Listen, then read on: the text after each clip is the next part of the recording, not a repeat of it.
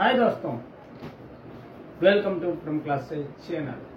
दोस्तों, आज हम एक ऐसे टॉपिक के बारे में जानने जा रहे हैं जो कि केवल मीडिया के स्टूडेंट्स के लिए नहीं और न ही केवल कॉम्पिटिटिव एग्जाम के लिए जरूरी है, यह आम जन के लिए भी जरूरी है।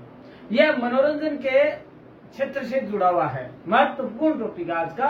और यह टॉपिक है केंद्रीय फिल्म प्रमाणन board CBFC, central board of film certification. दोस्तों, क्या करता है, क्या इसका गठन है, कब आया, क्या कार्य, क्या मिशन, क्या इसका विजन है, यह हम आज के इस टॉपिक में जानेंगे। और दोस्तों, सबसे पहले बात आती है ये है क्या काम करता है। दोस्तों, इसकी स्थापना भारत में सिनेमेटोग्राफ एक्ट 1952 के तहत की गई थी। किसके तहत? सिनेमेटोग्राफ अधिनियम या एक्ट 1952 के तहत इसकी CBFC की स्थापना की गई। दोस्तों, यह किसका हिस्सा है?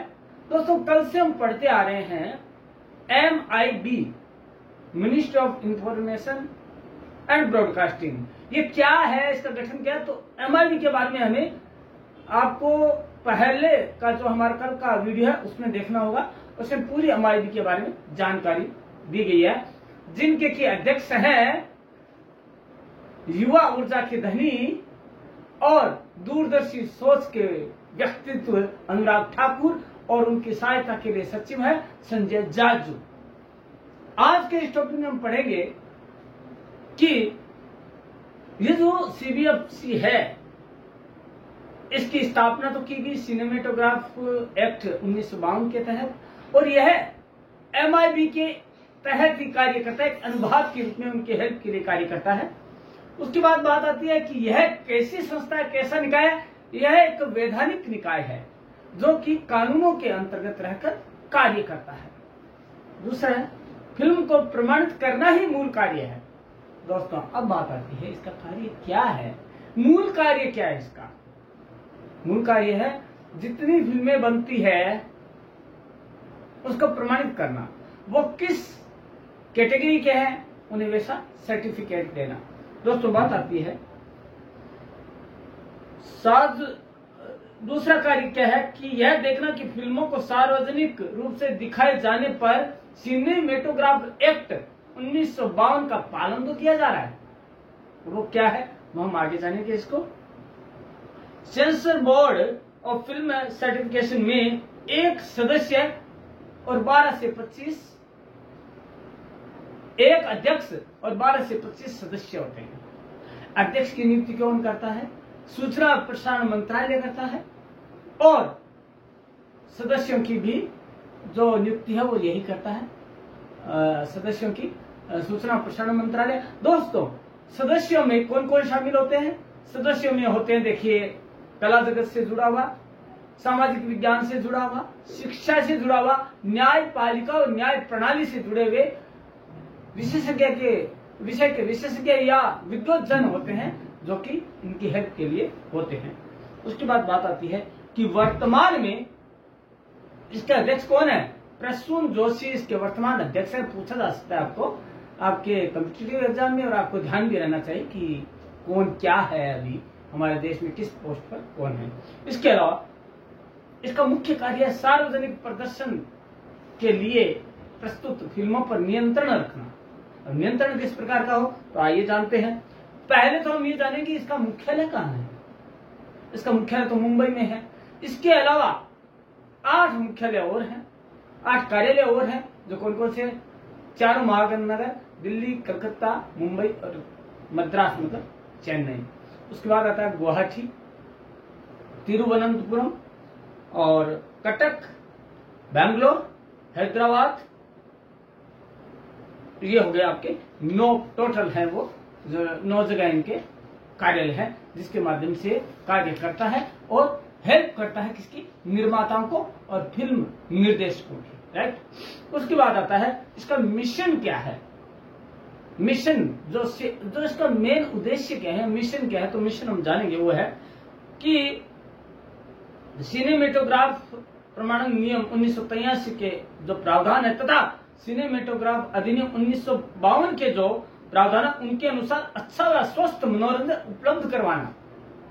दोस्तों, यह है हमारा एक आम नागरिक होने के रूप में का अधिकार है कि हम स्वस्थ व स्वच्छ मनोरंजन प्राप्त कर सके। इसके लिए यह जो फिल्म प्रमाणन बोर्ड है ये देखता है कि सिनेमेटोग्राफ अधिनियम 1952 और 1983 के तहत के प्रावधानों के तहत आम जन को स्वस्थ व स्वच्छ मनोरंजन तो मिल रहा है ना।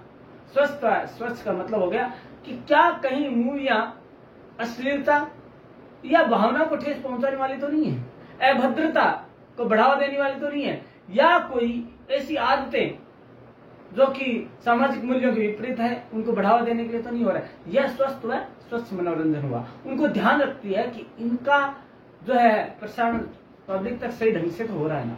इसके अलावा पारदर्शिता व जवाबदेही सुनिश्चित करना किसके लिए, किस लिए पारदर्शिता और जवाबदेही चाहिए। जो सर्टिफिकेट प्रदान किया जाता है उसमें किसी तरह का भेदभाव ना हो, निष्पक्षता अपनाई जाए। उसमें किसी तरह का ये नहीं होना चाहिए कि भैया इसको तो हमने मनमर्जी से दे दिया, नहीं। कमेटी होगी, कमेटी में भी पारदर्शिता और जवाबदेहिता का ही प्रत्यक्ष दर्शन होगा कि प्रत्यक्ष रूप से जो निष्पक्ष रूप से यह सर्टिफिकेट प्रदान किया गया। उसके अलावा फिल्म निर्माताओं, सलाहकार पैनल व प्रमाणन की आवश्यकता के लिए तथा सदस्यों को शिक्षित करने के लिए कार्यशालाओं व सेमिनार का आयोजन कर। देखिए, आज हर कोई फिल्म प्रमाणन बोर्ड जो सर्टिफिकेट देता है उसके बारे में बहुत ज्यादा विज्ञ नहीं है, जानकार नहीं है। पुराने जो निर्माता निर्देशक वो तो जानकार है, लेकिन जो नई पीढ़ी आ रही है फिल्म निर्माता के रूप में या जो है आपके सलाहकार के रूप में, तो उसके लिए एक सेमिनार आयोजित करना या गोष्ठियां आयोजित करना या इसी तरह कार्यशालाएं आयोजित करना ताकि उन्हें पता लग सके कि बोर्ड है क्या, क्या काम करता है और किस तरह के सर्टिफिकेट प्रदान किए जाते हैं, किन किन बातों को हमें मूवी बनाने के लिए ध्यान रखना है, जो कि आगे हमें ताकि हमें आगे परेशानी का सामना ना करना पड़े। उसके बाद आता है प्रमाणन प्रक्रियाओं की कंप्यूटरीकरण और बुनियादी ढांचे के उन्नयन के माध्यम से प्रमाणन प्राप्त करने के लिए नई तकनीकों को लागू करना। यह कार्य को सरल बनाता है। पहले क्या होता था, आपका हार्ड कॉपी के अंदर जमा करवाना पड़ता था फॉर्म और उसमें कई दिन लग जाते थे और कई गलतियां भी होने की संभावना रहती थी। लेकिन आजकल क्या है, इसने क्या कर दिया है बोर्ड ने कि आप ऑनलाइन कर सकते हैं और उस प्रक्रिया को इतना सरल किया है इन्होंने कि आप अपनी जो है क्लिपिंग लगा दीजिए साथ में और साथ में आप फॉर्म को भर दीजिए और आपका जो भी समय लगता है उसके अंदर आपको फिल्म का प्रमाण पत्र या जो सर्टिफिकेट है मिल जाता है। तो ये चीज मेन है कि यह कार्य इनका मिशन क्या है, मिशन प्रक्रिया को बहुत सरल बना देना है ताकि फिल्म निर्माता निर्देशक है उनको कोई दिक्कत का सामना ना करना पड़े। उसके बाद है सीबीएफसी के को एक विश्व स्तरीय पहचान दिलाना। जो भारत का सेंट्रल फिल्म बोर्ड सर्टिफिकेशन है उसके लिए उसको एक विश्व स्तरीय पहचान बनाना, उसका एक ऐसा स्तर बनाना कि विश्व में उसका पहचान बन सके। और आज भी विश्व में उसकी पहचान है क्योंकि ऐसे मानक स्थापित किए हैं, ऐसे मूल्य स्थापित किए हुए हैं कि उनके आगे किसी को भी किसी तरह की अपराध करने की गुंजाइश नहीं है, किसी तरह की गलती करने की गुंजाइश नहीं है। और ऐसा होने पर यह पारदर्शी, निष्पक्ष और एकदम स्वच्छ रूप से काम करता है और निष्पक्ष रूप से कार्य करता है। उसके बाद आती है, इसके बारे में हम सामान्य जानकारी भी जान लेते हैं कि सामान्य जानकारी इसके बारे में क्या है। पहला, भारत में 1918 का सिनेमेटोग्राफ अधिनियम प्रथम विश्व युद्ध के बाद 1 अगस्त 1920 को लागू हुआ। पूछा जा सकता है आपको कि भारत में पहला सिनेमेटोग्राफ अधिनियम कब बना, तो यह 1918 को बना, लेकिन लागू कब किया गया? यह लागू प्रथम विश्व युद्ध के बाद किया गया, 1 अगस्त 1920 को लागू किया गया। और यह कब लागू किया गया? इस समय एक अच्छी घटना हुई थी इसी डिकेड के अंदर। वो घटना थी भारत की पहली मूवी बनी राजा हरिश्चंद्र और उसके 7 साल बाद यह लागू किया गया। जो आपका जो है सिनेमेटोग्राफ एक्ट है जो लागू किया गया, उसके 7 साल बाद भी लागू किया गया। अब हम जान लेते हैं कि यह किन किन चरणों से होकर गुजरा। तो दोस्तों हम जान लेते हैं, पहला है, पहले इसे सेंसरशिप बोर्ड मद्रास के नाम से जाना जाता था। मद्रास में जो अभी चेन्नई है, उससे क्या जाना जाता था? सेंसरशिप बोर्ड मद्रास या चेन्नई के नाम से भी जाना जाता था। लेकिन उसके बाद उसे अब जो हाल में है बॉम्बे के रूप में जाना जाता है, क्योंकि हमारी माया नगरी क्या है, फिल्म दुनिया क्या है, मुंबई में निवास करती है या बॉम्बे के नाम से जानी जाती है। इनका मुख्य कार्य क्या होता था पहले उस टाइम? उस समय मुख्य कार्य होता था पुलिस प्रमुख को रिपोर्ट करना होता था स्वतंत्र निकाय के रूप में। उस टाइम ये वैधानिक निकाय नहीं था, ये स्वतंत्र निकाय था।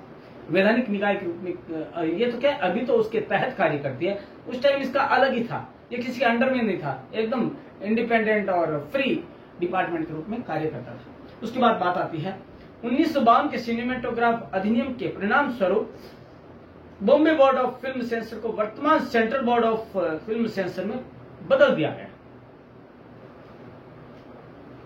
Central board of film sensor में तब्दील कर दिया गया, और जो कि पहले बॉम्बे अधिनियम के नाम से Bombay board of film sensor के नाम से जाना जाता था। क्योंकि दोस्तों फिल्म जो है केवल बॉम्बे के से नहीं बनाई जाती, ये हर स्टेट के द्वारा बनाई जाती है। तो एक सवाल उठने लगा कि इसे बॉम्बे नाम क्यों जुड़े, और इसके 9 कार्यालय बनाने की वजह भी यही थी कि जो श्रेणियां हैं पूरे भारत को 9 भागों में बांटा गया है, जो कि इन गतिविधियों को देखेंगे। सेंसरशिप की हेल्प के लिए, सेंसरशिप बोर्ड की हेल्प के लिए या सेंट्रल बोर्ड की हेल्प के लिए, इस तरह की सहायता के लिए वो 9 कार्यालय हैं। उसके बाद बात आती है कि वो क्या किया गया 1983 में छायांकन आवश्यकताओं के संशोधन के बाद केंद्रीय फिल्म प्रमाणन बोर्ड द्वारा संगठन का पुनर्गठन किया गया। इसका पुनर्गठन कब हुआ? 1983 में। जो भी मूवीज थी उनमें कई विरोधाभास हुए थे कि ये इस श्रेणी की नहीं हो सकती, तो उनको ध्यान में रखते हुए इसका पुनर्गठन किया गया और उनके कुछ शर्तों में भी बदलाव किए गए। उसके बाद बात आती है 2021 में भारत सरकार ने फिल्म प्रमाणन अपीलीय न्यायाधिकरण को हटा दिया पूरी तरह से, और जिसे कि FCAT के नाम से जाना जाता था, फिल्म सर्टिफिकेशन अपीलिएट ट्रिब्यूनल के नाम से जाना जाता था, लेकिन इसे हटा दिया गया। इसका कार्य किसको दे दिया गया? CBFC को ही दे दिया गया कि 2 संगठन की बजाय एक ही काम करे तो ज्यादा सही रहेगा। उसके बाद बात आता है कि यह जो है फिल्म प्रमाणन बोर्ड है, यह किस तरह के सर्टिफिकेट जारी करता है और किस आधार पर करता है। दोस्तों आधार तो ये क्या करते हैं, पहले फिल्म की स्क्रीनिंग देखते हैं, पहले मूवी देखते हैं, उसके बाद उसे प्रमाण पत्र देते हैं। प्रमाण पत्र का क्राइटेरिया, उसकी जो विषय सामग्री है फिल्म की, उसके आधार पर दिया जाता है। हर किसी को हर कोई सर्टिफिकेट जारी नहीं किया जाता। एक कमेटी तैयार होती है, पैनल होता है, जिसमें इसका जो एक अध्यक्ष और 12 से 25 जो सदस्य होते हैं वो बैठते हैं, जो कि कला, सामाजिक विज्ञान, शिक्षा, न्याय प्रणाली और न्यायपालिका संबंधित होते हैं। दोस्तों तो जो फिल्म प्रमाण पत्र दिए जाते हैं वो कौन कौन से दिए जाते हैं हम बात कर लेते हैं। पहला यूनिवर्सल, प्रतिबंधित, मतलब हर कोई उसे देख सकता है। यूनिवर्सल मतलब हर किसी के लिए वह देखने लायक है, देखने योग्य है, कोई भी व्यक्ति चाहे छोटा हो चाहे बड़ा हो हर कोई देख सकता है। ये फिल्में सामाजिक ड्रामा हो सकती है, जैसे कई फिल्में आई जिन्होंने अपने रिकॉर्ड तोड़ दिया मूवीज का। दिन प्रतिदिन वो अपना जो है लोगों में अपनी भावनाओं की वजह से, अपने मूल्यों की वजह से अपनी पेठ बनाते गए। उसके बाद बात आती है ए का मतलब हो गया केवल एडल्ट जो है वर्ग वो देख सकता है, केवल वयस्कों के लिए बनाई गई है, यह प्रतिबंधित है, केवल वयस्क ही देख सकते हैं। फिर आता है यूए का मतलब हो गया कि बच्चे और पेरेंट्स दोनों साथ में बैठकर देख सकते हैं। बच्चे जो है 12 साल से ज्यादा की उम्र के पेरेंट्स की सलाह पर उनके साथ बैठकर भी देख सकते हैं।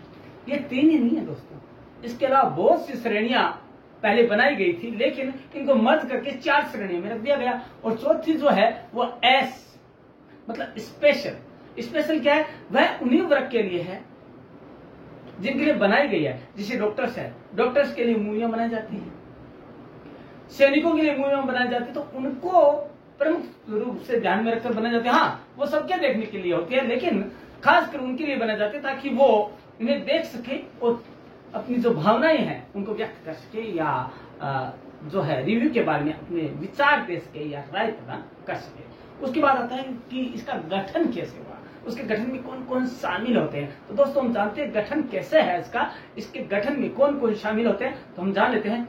इसके गठन में एक अध्यक्ष होता है और 12 से 25 सदस्य होते हैं जो गैर आधिकारिक प्रतिनिधि होते हैं। अध्यक्ष तो आधिकारिक होता है, लेकिन 12 से 25 जो सदस्य हैं गैर आधिकारिक प्रतिनिधि है। बात आती है सदस्य कौन किस संबंध से होते हैं, किस क्षेत्र से होते हैं। तो दोस्तों मैं पुनः बता देता हूं, सदस्य कला, सामाजिक विज्ञान और न्याय प्रणाली, शिक्षा या न्यायपालिका से हो सकते हैं। उसके बाद आती है मुख्यालय कहाँ है इसका, महाराष्ट्र में है, जो मुंबई है उसके अंदर है आपका। उसके बाद बात आती है MIB अध्यक्ष व बोर्ड के अन्य सदस्यों की नियुक्ति करता है। MIB का फुल फॉर्म क्या है, यदि आपने हमारा कल वीडियो देखा होगा तो आपको पता लग गया होगा कि MIB का फुल फॉर्म है ministry of information and broadcasting, सूचना व प्रसारण मंत्रालय है इसका पूरा नाम, राइट। और ये भारत का जो सूचना और प्रसारण मंत्रालय वह इस बोर्ड के अध्यक्ष व सदस्यों का निर्वाचन करता है या नियुक्ति करता है। कितने साल के लिए होता है, या 3 साल के लिए होता है। नियुक्तियां, इनका जो निर्वाचन हुआ वो 3 साल के लिए किया जाता है। उसके बाद फिल्म को, इसके अंदर फिल्म निर्माता व सेंसर बोर्ड में समझौता नहीं होने पर राज्य व स्थानीय स्तर की समितियों की सहायता ली जाती है। कई बार होता है, कई बार ऐसा होता है कि ऐसा लगता है कि निष्पक्ष न्याय नहीं हो रहा है, निष्पक्षता के साथ ये प्रमाण पत्र कई बार नहीं दिया जाता है, तो ये सोचा जाता है कि ये भेदभाव किया जा रहा है या पारदर्शिता या जवाबदेहिता के साथ काम नहीं हो रहा। तो क्या किया जाता है, क्योंकि फिल्म सेंसर बोर्ड निर्माता दोनों के बीच में कई बार मनमुटाव हो जाता है। इस मनमुटाव को दूर करने के लिए राज्य स्तरीय या स्थानीय स्तरीय समितियों की सहायता ली जाती है। उनसे पूछा जाता है कि क्या यह जो टॉपिक है वह स्थानीय लोगों की भावनाओं को आहत तो नहीं कर रहा है, क्या राज्य में ऐसा कुछ हुआ है। प्राय यह किस तरह की मूवियों में होता है, माइथोलॉजिकल मूवियों में होता है, या उनके शीर्षक को लेके होता है, शीर्षक जो कि संप्रदाय विशेष, धर्म विशेष की भावना को ठेस पहुंचाने वाला हो सकता है। और पिछले 1 दशक में ऐसा कई बार हुआ है और फिल्मों के नाम को बदलना भी पड़ा है, उनकी विषय सामग्री को भी बदलना पड़ा, क्योंकि फिल्म निर्माता मनोरंजन के नाम पर कई बार ऐसी चीज परोस देते हैं लोगों के मनोरंजन के लिए जो कि वही नहीं है, जो उनकी भावना को ठेस पहुंचाते हैं। तो उनमें बदलाव करके और वो सेंसर बोर्ड के समक्ष सर्टिफिकेशन के लिए प्रस्तुत करते हैं। उसके बाद बात करती है वो समितियां कौन कौन सी है।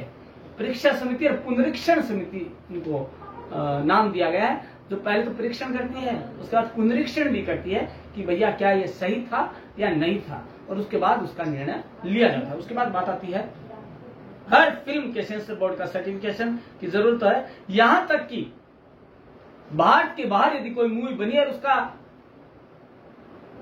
आयात किया जाता है, भारत को निर्यात किया जाता है या भारत आयात करता है, तो उसके लिए भी CBFC की जरूरत होती है।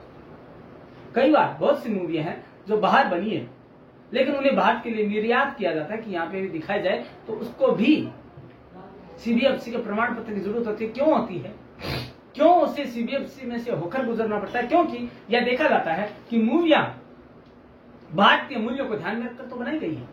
कहीं ऐसा तो नहीं है कि भारतीय जो नैतिक मूल्य है, सामाजिक मूल्य है, उनको तिरोहित कर या मूवियां स्वस्थ मनोरंजन के नाम पर लोगों को ठग तो नहीं रही है, लोगों की भावनाओं के साथ आहत तो नहीं है, लोगों के मूल्यों को प्रदूषित तो नहीं कर रही है। इस सबको ध्यान में रखा जाता है और तभी प्रमाण पत्र जारी किया जाता है, अन्यथा उसे नकार भी दिया जाता है। कई बार ऐसा हुआ है। उसके बाद बात आती है, इसके अलावा दोस्तों एक चीज और बता दूं, जो डब्ड मूवी है दूसरी भाषा से, इसमें उस पर भी यह सेम रूल लागू होता है कि CBFC उसे प्रमाण पत्र देगी तभी होगा। देखिए क्या होता है, डब मूवी क्या होता है, कई बार हिंदी से इंग्लिश, मलयालम से इंग्लिश, हिंदी जो भी है दूसरी मूवी से क्या, तो कई बार उसकी जो मेन शोल होता है वो खत्म हो जाती है। लेकिन यह देखा जाता है सर्टिफिकेट देते समय कि क्या वही बात है, वही कंटेंट आ रहा है लैंग्वेज में जो कि इसकी मूल भाषा में था, तभी उसे प्रमाण पत्र दिया जाएगा, अन्यथा उसे नकार दिया जाएगा। क्योंकि यह आम लोगों के लिए और फिल्म के मूल्यों के अनुरूप नहीं है, सामाजिक मूल्यों के अनुरूप नहीं है। इसलिए क्या है, इसे सीबीएफसी के नियमों से गुजरना पड़ता है। उसके बाद बात आती है कि जो दूरदर्शन के लिए मूवियां बनाई जाती है, सिनेमा का सहारा लिया जाता है या फिल्म का निर्माण किया जाता है, उसके लिए क्या लागू होता है, तो उसके लिए यह लागू नहीं होता है, क्योंकि उनके खुद के नियम कानून कायदे हैं, उनके मानदंड है, उनके नियम है, उनको इसमें से होकर नहीं गुजरना, क्योंकि वह भी ऐसा ही एक निकाय है MIB का, तो उसे उसके इसके नियमों और मानदंडों की जरूरत नहीं है, क्योंकि वो तो ऑलरेडी नियमों से होकर ही गुजरता है, क्योंकि दूरदर्शन की एक सरकारी संस्थान है, राइट। उसके बाद बात आती है, एक समिति बनाई गई इसकी स्थापना के लिए, इससे सुधार के लिए कि क्या सुधार होने चाहिए, समय समय पर सुधार के लिए कई आयोग, कई समितियां बनाई गई। उनमें से एक प्रमुख समिति थी श्याम बेनेगल समिति। अब श्याम बेनेगल समिति क्या थी, इसकी सिफारिशें क्या थी, तो हम बात कर लेते हैं। दोस्तों, श्याम बेनेगल समिति की स्थापना 1 जनवरी 2016 में हुई और इसका जो मेन उद्देश्य वो ये था, भारत सरकार द्वारा फिल्म प्रमाणन मानकों को स्थापित करने के मिशन के साथ की गई कि जो प्रमाण पत्र दिया जाता है, उनके मानक जो है, उनके जो क्राइटेरिया है, उनको बनाए रखने के लिए दी गई कि उनमें कभी घालमेल ना हो, उनको निष्पक्षता के साथ, पारदर्शिता के साथ देखा जाए और उन्हें हर के लिए सेम हो, हर किसी के लिए समान रूप से कार्य करे।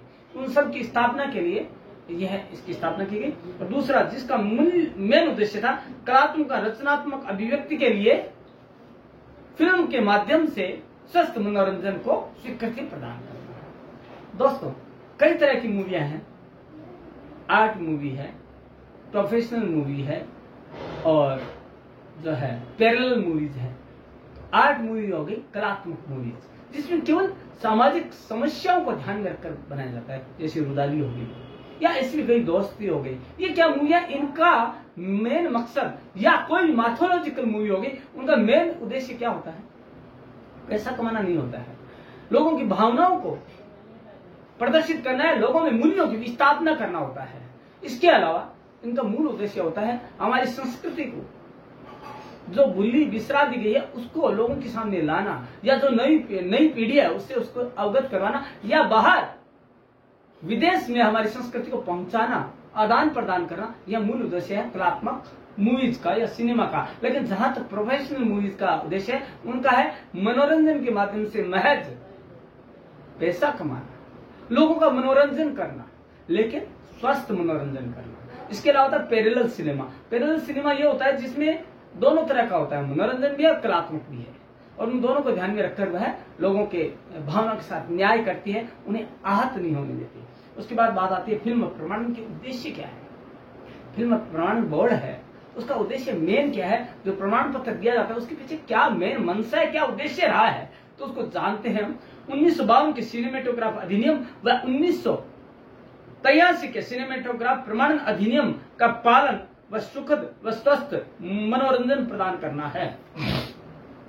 यह देखना है कि ये दोनों अधिनियम हैं, उनका पालन सही ढंग से किया जा रहा है ना, और जो सिनेमा परोसी जा रही है या जो मूवीज है, जो फिल्में हैं, जो लोगों तक आ रही है, क्या उनका प्रचार प्रसार स्वस्थ मनोरंजन के लिए हो रहा है ना। कहीं ऐसा तो नहीं है कि लोगों की भावनाएं आहत हो रही है, या भ्रष्टाचार को बढ़ावा मिल रहा है, या किसी तरह के जो मानवीय मूल्य है, सामाजिक मूल्य है, उनको ताक पर रखकर मूवी बनाई जा रही है। क्या किसी संप्रदाय को ठेस तो नहीं पहुंची है, इस तरह का ध्यान में रखना है। दूसरा है इसका, जनता को स्वस्थ मनोरंजन व शैक्षिक गतिविधियों में संलग्न करने के लिए प्रोत्साहित करना। होता क्या दोस्तों, लोगों तक जो मूवीज है वो इस ढंग से, इस वजह से बनाई जाती है कि जो सूचना शिक्षण मनोरंजन के रूप में जब मूवी बनाई जाए, तो जो गवर्नमेंट की कई बार जो होती है नीति कानून होते हैं, नीति नियम और कार्यक्रम और उपलब्धियां, उनको भी आम जनता तक पहुंचाया जाता है, ताकि जनता उनके नीतियों कार्यक्रमों में सहभागी बन सके और स्वस्थ मनोरंजन में फिल्म उद्योग का साथ दे सके, ताकि फिल्म उद्योग है वो आगे अग्रसर प्रगति कर सके। देखिए, कई बार होता है कई मूवीज को तो अच्छा खासा मुनाफा होता है, लोगों का अच्छा सहयोग मिलता है, लोगों की अच्छी मानसिकता का सहयोग मिलता है। लेकिन कई मूवीज होती है जो कुछ ही दिनों में दम तोड़ चुकी होती है, क्योंकि वो आम जन की भावना के अनुरूप नहीं बनाई जाती है, या जो आम जन चाहता है वो नहीं होता है। क्योंकि एक रिव्यू के रूप में दर्शक ही सबसे बड़ा निर्माता है, क्योंकि निर्माता जब मूवी बनाता है, सच्चा निर्माता जब मूवी बनाता है तो ईमानदारी के साथ वह खुद को एक दर्शक के रूप में रखकर बनाता है, ताकि उसकी मूवियों को नेग्लिजेशन का वो ठप्पा नहीं लगे, उसे नेग्लेक्ट ना होना पड़े, उसे उपेक्षा के शिकार नहीं होना चाहिए, और उसे ज्यादा से ज्यादा जो है जनता का सहयोग मिल सके, जनता की भागीदारी मिल सके। उसके बाद बात आती है प्रमाणन प्रक्रिया के खुलेपन और जवाबदेही को बढ़ाना। लोग ये ना सोचे कि फिल्म प्रमाणन बोर्ड है वो भेदभाव के साथ कार्य करता है, इसलिए उसकी जो निष्पक्षता है, पारदर्शिता है, जवाबदेहिता है, दूरदर्शिता, इन सबको बढ़ावा देना फिल्म प्रमाणन बोर्ड का मुख्य उद्देश्य है दोस्तों। यदि ऐसा नहीं हो तो बोर्ड की स्थापना का कोई मूल्य ही नहीं रह जाता है दोस्तों। मेन इसका उद्देश्य यह है कि किसी सही मूवीज को गलत सर्टिफिकेट नहीं दिया जाए, और किसी गलत मूवी को जो उसके विपरीत सर्टिफिकेट जारी ना कर दिया जाए, यह देखना भी इसका मूल उद्देश्य है। उसके बाद बात आती है सेमिनार व कार्यशालाएं बैठ के आयोजित करना किसके लिए? नव निर्माताओं के लिए, और जो है सलाहकार पैनल के लिए, और उसके सदस्यों के लिए, और शिक्षा के लिए पैनल और गोष्ठियां और कार्यशालाएं आयोजित करना, ताकि उन्हें बताया जा सके कि फिल्म प्रमाणन बोर्ड क्या है, उसका प्रक्रिया क्या है, उसके बारे में जब मूवियां प्रस्तुत करते हैं उनके सामने प्रमाणन के लिए क्या समय लगता है, क्या फीस है, इस सारी जानकारी प्रदान करना, और यह भी बताना कि भारतीय सिनेमा के मानक मूल्य कौन से, किन मूल्यों को ध्यान में रखकर किस तरह की मूवी बनाई जानी चाहिए और किस तरह के सर्टिफिकेट जारी किए जाते हैं, यह भी बताना मूल उद्देश्य है। उसके बाद बात आती है केंद्रीय फिल्म प्रमाणन बोर्ड के दिशा निर्देश कौन से हैं। दोस्तों, दिशा निर्देश को जानना अत्यंत आवश्यक हो जाता है। दिशा निर्देश कौन कौन से हम जान लेते हैं। फिल्म, ये दिशा निर्देश पहले जान लेते हैं किस धारा में है। ये दिशा निर्देश बोर्ड की धारा 5B(2) के तहत दिए गए हैं, उसमें रेखांकित है। तो उससे पहला ये है कि फिल्म मूल्यों और मानकों के प्रति जिम्मेदार है और स्वतंत्रता को दबाया तो नहीं गया है, बल्कि स्वस्थ और स्वच्छ मनोरंजन के लिए फिल्में बनाने के लिए प्रेरित करता। दोस्तों, इसका मतलब हो गया कि फिल्म है वो मूल्यों व मानकों के प्रति जिम्मेदार है, वह सामाजिक मूल्यों और मानवीय मूल्यों को ध्यान में रखकर बनाई गई हो। उसके प्रति जवाबदेही बनती है कि कहीं यदि इनका मानकों का या मूल्यों का ध्यान में नहीं रखा गया तो इनको कोई प्रमाण पत्र नहीं जारी किया जाएगा। और उसके अलावा स्वस्थ मनोरंजन को बढ़ावा तो दिया जा रहा है ना, स्वस्थ व स्वच्छ अच्छा मनोरंजन होता है। क्योंकि दोस्तों, बहुत अच्छी बात कही गई है, स्वस्थ शरीर में स्वस्थ मस्तिष्क और स्वस्थ मस्तिष्क में ही स्वस्थ विचार आते हैं। दोस्तों, क्या होता है, मैं एक चीज और बताता हूँ। व्यक्ति स्वस्थ कब रहेगा? एक काम करते हुए व्यक्ति बोर हो जाता है, और उस बोरियत को दूर करने के लिए एक व्यवस्था की गई, वो है मनोरंजन। और स्वस्थ मनोरंजन और स्वच्छ मनोरंजन किसके द्वारा मिल सकता है? फिल्मों के जरिए। आदमी कहीं भी यदि बोरियत महसूस करता है तो टीवी का सहारा लेता है, टेलीविजन का, दूरदर्शन का सहारा लेता है, और उस पर उसे फिल्म नाम की एक जो है युक्ति मिलती है। यदि वह स्वस्थ और स्वच्छ मनोरंजन प्रदान करेगी तो उसके अंदर स्वस्थ मस्तिष्क, मतलब उसका मस्तिष्क एकदम आरामदेह हो जाएगा, उसमें विचार भी अच्छे आएंगे। तो दोस्तों, इन तीनों की, स्वस्थ शरीर में स्वस्थ मस्तिष्क और स्वस्थ मस्तिष्क में स्वस्थ विचार आते हैं, इन तीनों की परिपाटी को दूर करने के लिए यह देखना कि फिल्म स्वस्थ व स्वच्छ मनोरंजन को तो बढ़ावा दे रही है ना। उसके बाद बात आती है, यह मेन जो है दिशा निर्देश यह है कि मानवीय संवेदनाएं अश्लीलता, भ्रष्टता से आहत नहीं होनी चाहिए।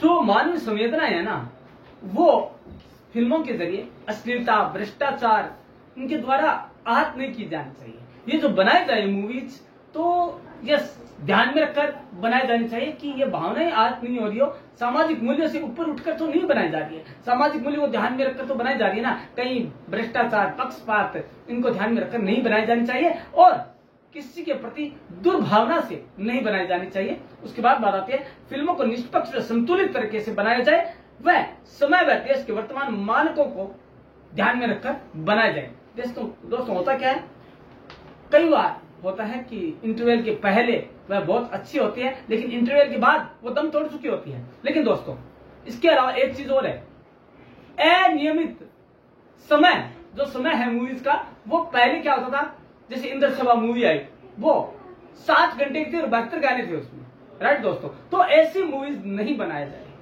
जो लोगों को बोरियत दूर करने की बजाय उनका समय बर्बादी का माध्यम हो, उनकी पैसे बर्बादी का माध्यम हो। ऐसी मूवीज को वो पहले निकाल देते हैं। लेकिन कई बार ऐसी मूवी आ जाती है तो उसकी जो है लेंथ, उसको काट दिया जाता है 2.5 और आज देखा होगा आपने, फिल्म प्रमाणन बोर्ड की वजह से ये वह है कि उसकी लेंथ जो है वो 3 घंटे से अंदर ही रखी जाती है, ताकि जो लोग हैं उनकी भावनाओं को ध्यान में रखकर बनाया जाता है कि उनकी आवश्यकताओं को ध्यान में रखकर बनाया जाता है कि उनका समय ज्यादा बर्बाद ना हो, क्योंकि time and tide wait for none.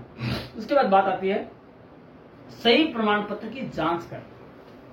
कई बार होता है, कई फिल्म निर्माता कहते हैं कि हमें गलत सर्टिफिकेट दे दिया गया, सर्टिफिकेट जारी कर दिया गया, तो उसकी जांच करना क्या वो सही है। पुनरीक्षण समिति के द्वारा उसकी जांच करवाई जाती है कि क्या ये वाकई में गलत बोल रहे हैं, सही बोल रहे हैं। दोस्तों होता क्या है, फिल्म जो सर्टिफिकेट मिलता है यह कई बार पारदर्शिता नजर निर्माताओं के ढंग से नहीं आती। क्यों? क्योंकि कई बार उन्होंने ऐसे मुद्दों पर मूवी बनाई जो कि विरोधाभासी थे। कई ऐसी मूवियां बनाई गई, इनका जो मेन विषय था ऐसा था जो कभी हुआ ही नहीं। किसी संप्रदाय विशेष की भावना को ठेस पहुंचती है तो उसे वैसा सर्टिफिकेट नहीं दिया जाता, और उनमें यदि वो कुछ चेंज कर देते हैं, कुछ कट कॉपी पेस्ट कर दे मूवी के अंदर, तो उसे सर्टिफिकेट जारी कर दिया जाता है। और इस वजह से, लेकिन वर्तमान जो इसका है उससे बहुत ज्यादा सोचनीय है इसकी जो स्थिति है वो, क्योंकि इसकी जवाबदेहिता और पारदर्शिता पर हर बार क्वेश्चन मार्क होता है, और उसके लिए कुछ प्रयास भी सरकार कर रही है। उसके बाद बात आती है फिल्म के शीर्षक को बारीकी से देखना। दोस्तों केवल फिल्म की विषय सामग्री को नहीं देखता, इसका मेन है कि फिल्म का जो शीर्षक है उसे भी ध्यान से देखा जाता है कि कहीं इसमें भावनाएं तो आप नहीं है। ऐसी एक आई थी मूवी, तो उसमें एक सांप्रदायिक नाम दे दिया गया था उस मूवी में, शीर्षक में, लोगों को आकर्षित करने के लिए, तो उसका नाम बदलना पड़ा। तभी सेंसरशिप ने कहा कि हम आपको ये फिल्म जारी करने दे सकते हैं, अन्यथा हम नहीं दे सकते, क्योंकि इससे धार्मिक भावनाएं, संप्रदाय की भावनाएं आहत होती है। कई बार कपड़े के कलर को लेकर, वस्त्र के कलर को लेकर भी विरोधाभास हो जाते हैं, और उस कलर को चेंज करने के बाद ही मूवी जारी करने का आदेश दिया जा सकता है, अन्यथा नहीं।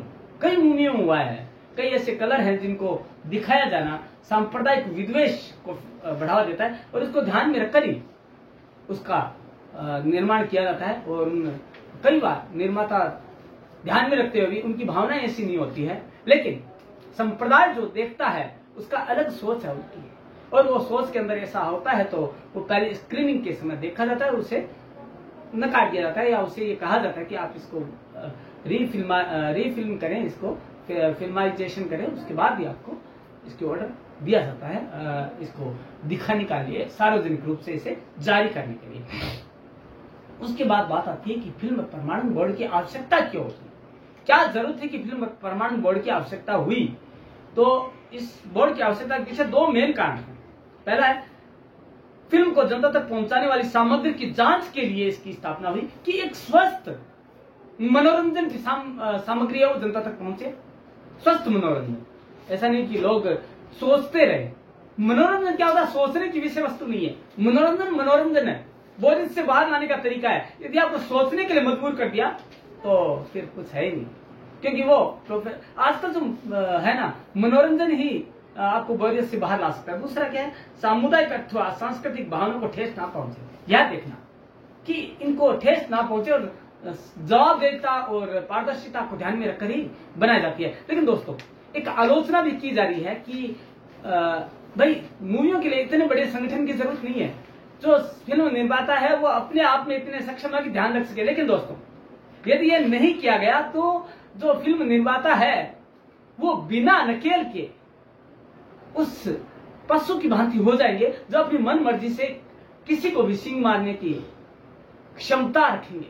यह वो नकेल कसने के लिए एक माध्यम है जो कि उनके ऊपर रोक लगा सके मन मर्जी के ऊपर। तो दोस्तों, हमने आज जाना कि फिल्म प्रमाणन बोर्ड है क्या, सीबीएफसी क्या है, इसके बारे में हमने जानकारी हासिल करने की कोशिश की है और टू वे कम्युनिकेशन करने की कोशिश करते हैं इसके बारे में। दोस्तों, कई ऐसे सवाल आए जो कि वस्तुनिष्ठ प्रश्न के रूप में आपके लिए हेल्पफुल हो सकते हैं। लेकिन दोस्तों, जब भी आप मूवी देखने जाएं तो शुरू में एक आता है, सर्टिफिकेट दिया जाता है मूवी का, वो देखिए आप, यू है, ए है, यूए है या एस है, तो आपको जरूर प्रथम क्लासेस की बातें याद आएगी कि किन को ध्यान में रखकर ये मूवी बनाई गई है। तो दोस्तों, हमें भी फिल्म निर्माताओं को सहयोग करना है। कैसे करना है? हमें स्वस्थ मूवीज को देखना, उन्हें बढ़ावा देना है। हमारा रिव्यू एक पारदर्शी रूप से देना है। हमें किसी से जलन के रूप में नहीं देना है कि ये सही है ये नहीं है, उसको पहले देखना फिर हमारा रिव्यू देना है, क्योंकि हम भी तो एक दर्शक हैं और हम एक स्क्रीनिंग करने वाले हैं। तो दोस्तों, देखते रहिएगा, सुनते रहिएगा, जुड़े रहिएगा परम क्लासेस चैनल से। पाया, पहले तो इसे क्या करें, बेल आइकन दबाएं, फिर सब्सक्राइब करें और कमेंट में लिख दीजिएगा। धन्यवाद।